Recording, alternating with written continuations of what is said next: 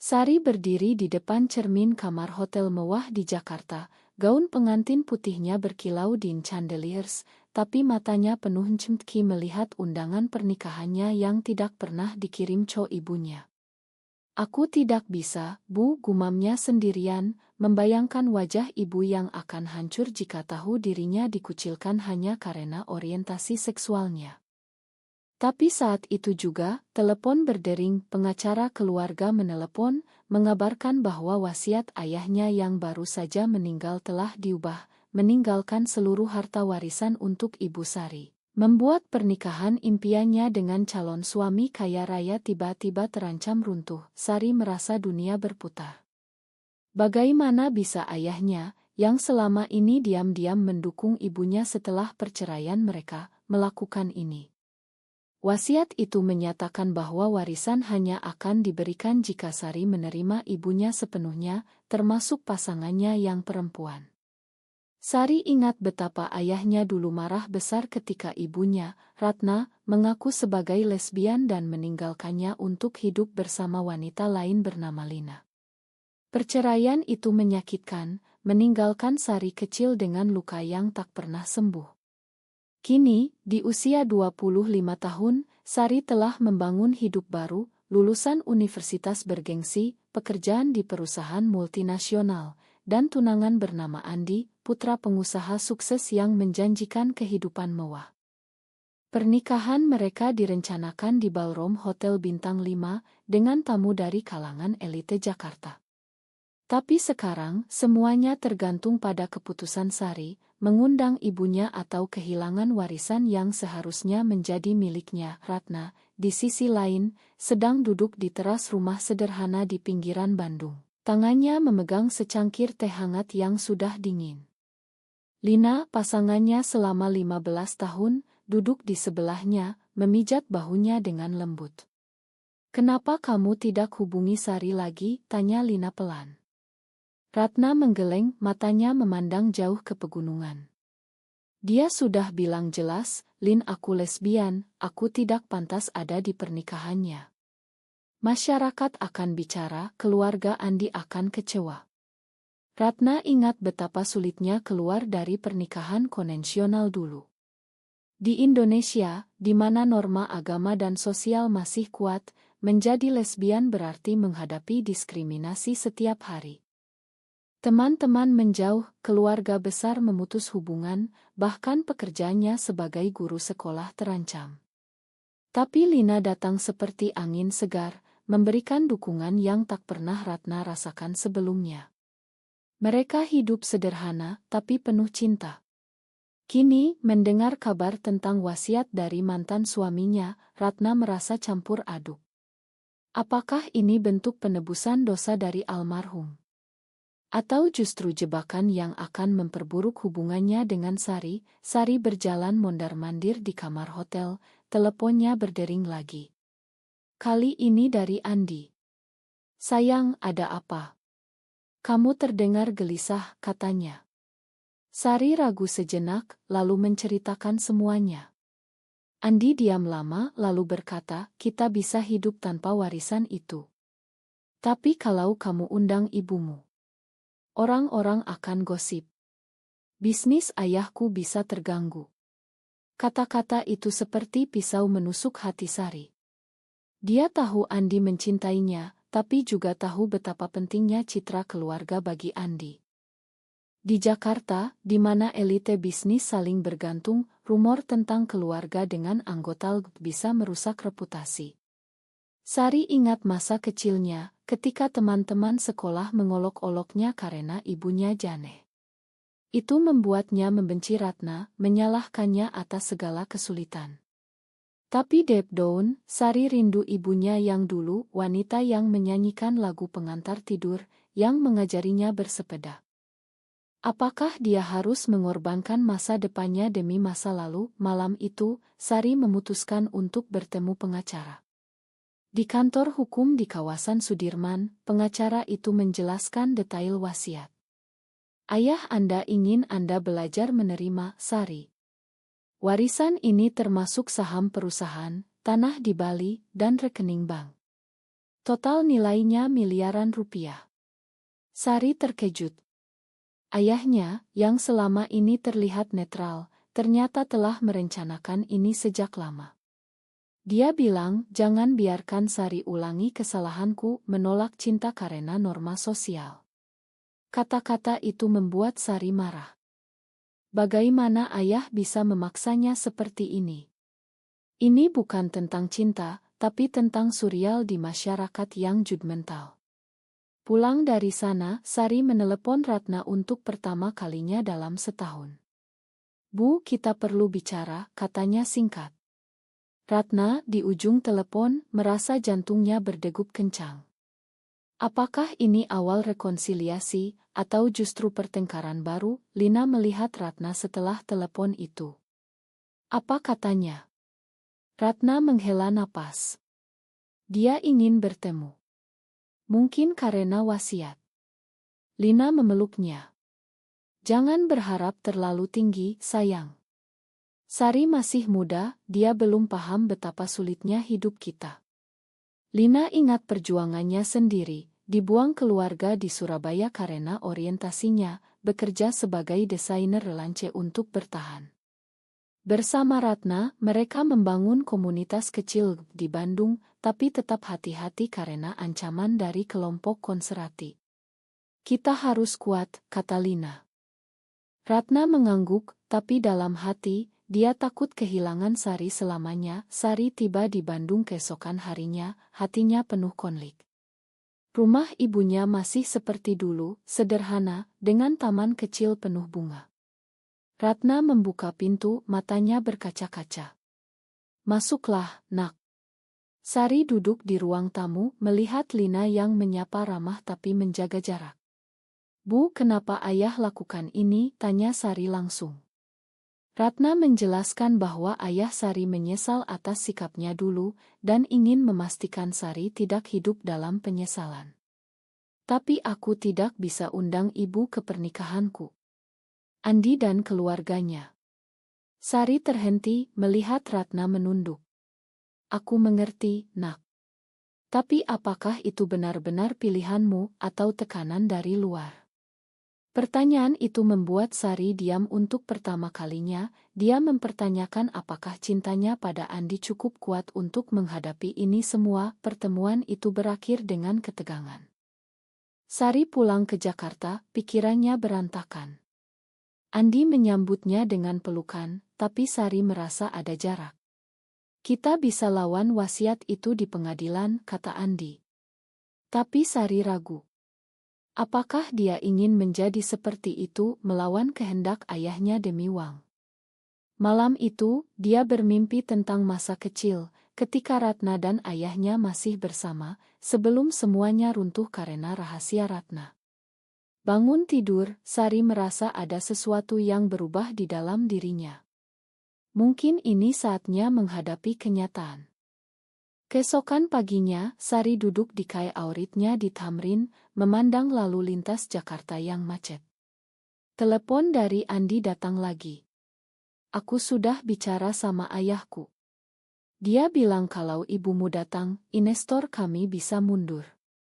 Ini bisnis, sayang. Sari merasa dada sesak. Andi, yang selama ini tampak sempurna, tampan, kaya, ambisius, kini terlihat egois. Jadi kamu mau aku abaikan ibuku demi uang? Tanyanya tajam. Andi terdiam, lalu berkata, bukan begitu. Aku cuma mikir masa depan kita. Percakapan itu membuat Sari marah. Dia sadar, pernikahan ini bukan hanya tentang cinta, tapi juga tentang status sosial. Di Indonesia, di mana pernikahan seringkali jadi alat untuk naik kelas, Sari merasa terjebak. Ratna, di Bandung, sedang berbicara dengan Lina tentang pertemuan kemarin. Sari terlihat bingung. Lin, mungkin wasiat ini bisa membuka matanya. Lina menggeleng. Atau justru membuatnya benci kita lebih dalam. Ingat kasus teman kita di Yogyakarta. Keluarga tolak anaknya karena lesbian, akhirnya anak itu bunuh diri. Kata-kata itu membuat Ratna gemetar. Dia ingat betapa sulitnya coming out dulu. Keluarga besarnya di Medan memutus silaturahmi, menyebutnya penyakit barat. Tapi Ratna memilih kejujuran, meski harganya mahal. Kini, melihat Sari menolaknya, Ratna merasa gagal sebagai ibu. Aku harus pergi ke Jakarta, bicara langsung, katanya tiba-tiba. Lina terkejut. Itu berisiko. Kalau keluarga Andi tahu. Tapi Ratna teguh. Ini demi anakku. Sari kembali ke kantor, tapi pikirannya tak fokus. Rekan kerjanya, Maya, noticing kesedihannya. Ada apa, Sar? Kamu kelihatan down. Sari menceritakan singkat, tanpa detail. Maya yang liberal berkata keluarga itu rumit. Tapi jangan biarkan orang lain atur hidupmu. Kata-kata itu resonansi dengan Sari. Malamnya, dia bertemu Andi di restoran mewah. Aku pikir kita perlu undur pernikahan, kata Sari. Andi marah. Karena ibumu. Kamu pilih dia daripada aku. Pertengkaran meledak. Andi bilang Sari egois, Sari bilang Andi homofobik. Mereka pisah dengan air mata. Sari pulang, merasa sendirian di apartemen mewahnya. Ratna tiba di Jakarta pagi berikutnya, naik kereta dari Bandung. Dia langsung ke apartemen Sari, tapi Sari tak ada. Ratna menunggu di lobi, ingat masa lalu. Dulu ketika Sari kecil, mereka sering piknik di Monas. Tapi setelah perceraian, Sari memilih tinggal dengan ayahnya, yang lebih kaya. Ratna merasa ditinggalkan. Akhirnya Sari pulang, terkejut melihat ibunya. Bu, kenapa datang? Ratna memeluknya. Karena aku sayang kamu, nak. Wasiat itu bukan soal uang, tapi soal penerimaan. Mereka bicara panjang. Sari mengaku takut dicap anak lesbian, takut kehilangan teman dan karir. Ratna cerita pengalamannya, diskriminasi di tempat kerja, ancaman dari tetangga, tapi juga kebahagiaan dengan Lina. Cinta itu bukan dosa, nak. Yang dosa adalah menyembunyikan diri sendiri. Sari menangis, tapi masih ragu. Lina, di Bandung, khawatir. Dia telepon Ratna. Jangan paksa dia, sayang. Biarkan dia pilih sendiri. Lina ingat perjuangannya. Dulu, dia menikah dengan pria karena tekanan keluarga, tapi akhirnya cerai dan kehilangan anaknya. Jangan sampai Sari alami itu. Ratna setuju, tapi hatinya sakit. Kembali ke apartemen, Ratna dan Sari makan malam bersama. Sari bertanya tentang Lina. Dia baik, Bu. Lebih baik dari ayah. Ratna tersenyum. Bukan lebih baik, tapi berbeda. Lina menerimaku apa adanya. Percakapan itu membuka mata Sari sedikit. Tapi pagi berikutnya, Andi datang, meminta maaf. Aku salah. Kita bisa atasi ini bersama.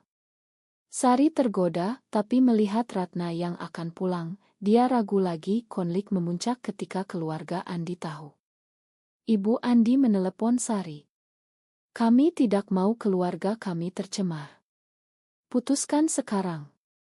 Sari marah, tapi juga takut. Dia konfrontasi Andi. Kamu dukung aku atau keluargamu? Andi ragu, lalu bilang, keluargaku dulu. Sari hancur. Dia putuskan Andi. Ratna mendengar ini dari telepon, buru-buru kembali ke Jakarta. Nak, kamu tidak sendirian.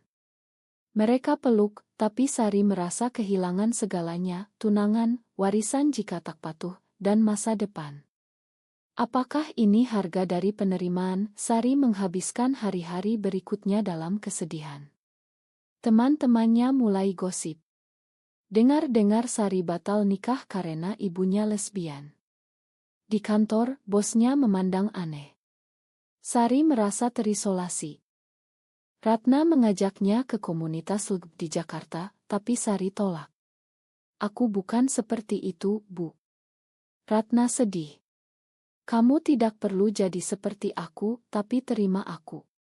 Lina datang ke Jakarta, bergabung. Mereka bertiga bicara. Lina cerita tentang diskriminasi di masyarakat Indonesia, di mana undang-undang anti-LGBT semakin ketat. Kita bertahan karena saling dukung. Sari mulai paham, tapi masih ada mawer dalam hatinya. Pengacara menelepon lagi. Waktu hampir habis. Kamu harus tanda tangani pernyataan penerimaan. Sari ragu. Apakah dia siap? Sari duduk di balkon apartemennya, memandang langit malam Jakarta yang penuh cahaya neon. Keputusan harus diambil besok. Ratna dan Lina tinggal sementara di hotel dekat, memberikan ruang. Sari ingat masa remajanya ketika pertama kali tahu ibunya lesbian. Saat itu, dia marah besar, menyalahkan Ratna atas perceraian. Kamu hancurkan keluarga kita, teriaknya dulu. Kini, dia sadar itu bukan semata-mata salah Ratna. Ayahnya juga punya andil, dengan sikap konservatinya. Tapi wasiat ini seperti pukulan balik dari kubur. Ratna dan Lina berjalan di taman kota, tangan bergandengan hati-hati. Kita harus siap kalau Sari tolak kita, kata Lina. Ratna mengangguk. Tapi aku tidak mau menyerah. Mereka ingat pertemuan pertama mereka, di seminar pendidikan di Bandung, di mana Ratna masih berpura-pura bahagia dalam pernikahan. Lina yang sudah out, memberi keberanian. Cinta mereka tumbuh pelan, tapi kuat, meski menghadapi cemoohan dari masyarakat. Di Indonesia, di mana agama mayoritas menolak LGBT, mereka hidup dalam bayang-bayang. Tapi itu membuat ikatan mereka lebih dalam. Sari memutuskan bertemu keluarga besarnya di rumah ayah almarhum di Bogor.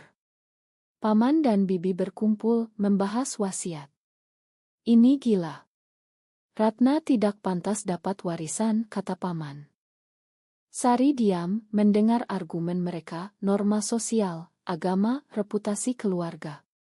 Tapi deep down, dia merasa mereka munaik. Ayahnya sendiri punya air dulu, tapi itu ditutupi. Kalau aku terima ibu, apa kalian tolak aku? Tanya Sari. Mereka diam, lalu bilang ya. Sari marah, pulang dengan tekad baru. Ratna mendapat telepon dari Sari. Aku mau ketemu Lina lebih kenal. Mereka bertemu di KAI.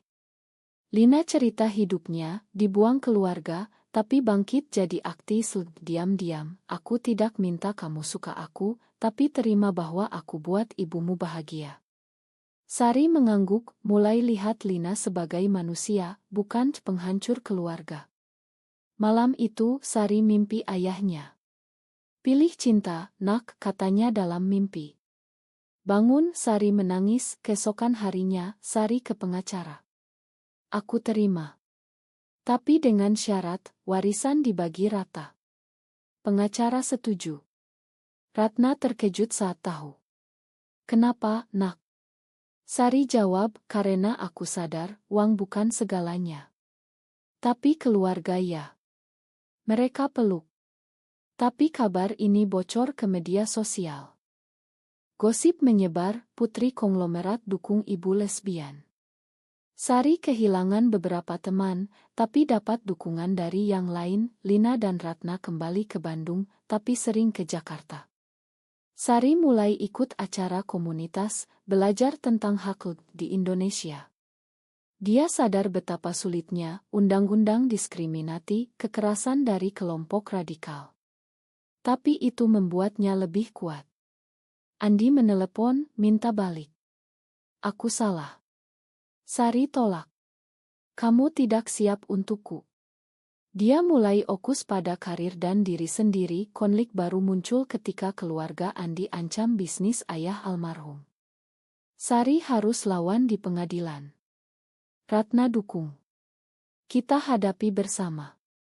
Proses itu melelahkan, tapi mempererat ikatan mereka. Sari lihat sisi lain ibunya, kuat, resilient. Akhirnya, mereka menang. Tapi Sari kehilangan posisi di kantor karena gosip. Dia resign, mulai bisnis sendiri dengan bantuan warisan. Ratna merasa bangga. Kamu tumbuh, nak. Tapi dalam hati, dia khawatir tentang masa depan Sari. Di Indonesia, menjadi alil berisiko. Lina bilang, ini awal perubahan. Mereka bertiga liburan ke Bali, membangun kenangan baru. Sari mulai paham arti cinta sejati, bukan tanpa pengorbanan. Sari berdiri di pantai Bali, angin laut meniup rambutnya. Liburan ini pertama kalinya mereka bertiga sebagai keluarga. Ratna dan Lina duduk di pasir, tertawa. Sari gabung, merasa damai. Tapi telepon dari paman datang.